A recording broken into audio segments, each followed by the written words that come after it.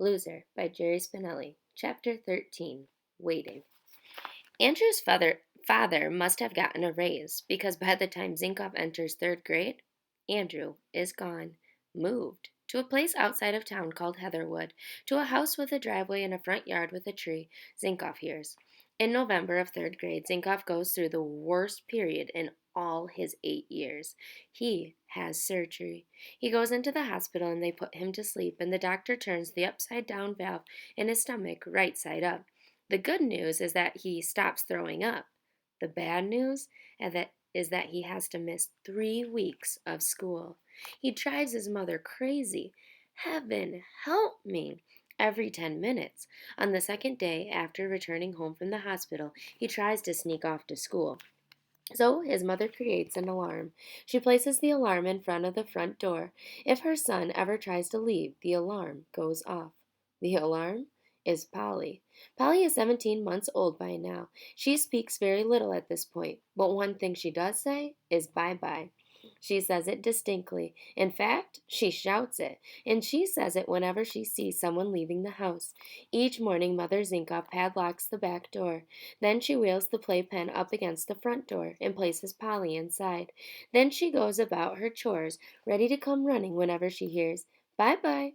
It happens only once. Mrs. Z comes running to find her son halfway out the door, and Polly yelling, "Bye-bye," at the top of her lungs. She also finds a chocolate cupcake mashed in Polly's hand. A bribe. Once Zinkoff understands that escape is impossible, he considers other ways to spend his time.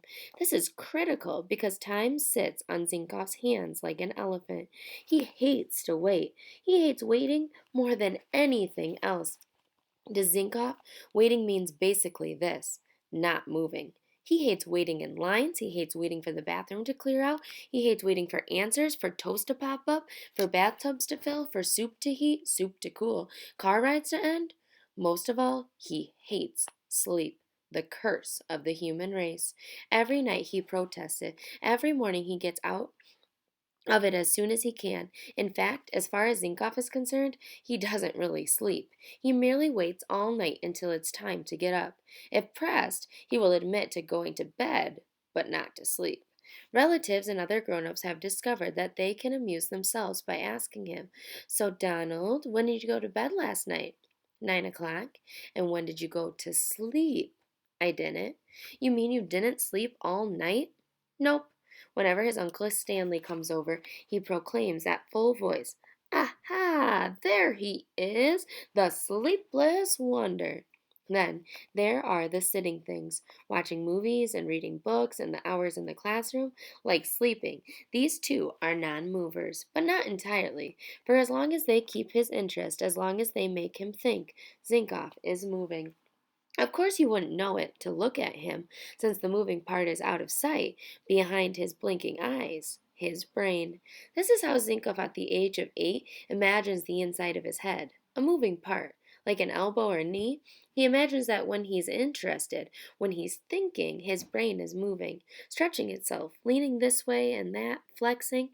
When his brain stops moving, that is, when he's bored, off goes the TV, closed goes the book, turn tuned out goes the teacher. Zinkoff's blessing has been this: boredom has not happened often, but it happens a lot during his 3 weeks of convalescing. Every day he looks out the front window at the kids going off to John W. Satterfield Elementary. Not only is he not allowed to go to school, he is forbidden to do anything more active than walk across a room. His world shrinks to the living room sofa. He soon becomes fed up with TV and books, fed up with jigsaw puzzles and watercolors, fed up with feeling the stitches of his operation. Minute after minute, day after endless day, he stares out the front window, and the elephant lowers itself onto his hands, and he comes to know the long wait of the waiting man. He comes to know how painful a minute can be, how unbearable an hour. Though he cannot put his understanding into words, he understands that time by itself is nothing, is emptiness, and that a person is not made for emptiness.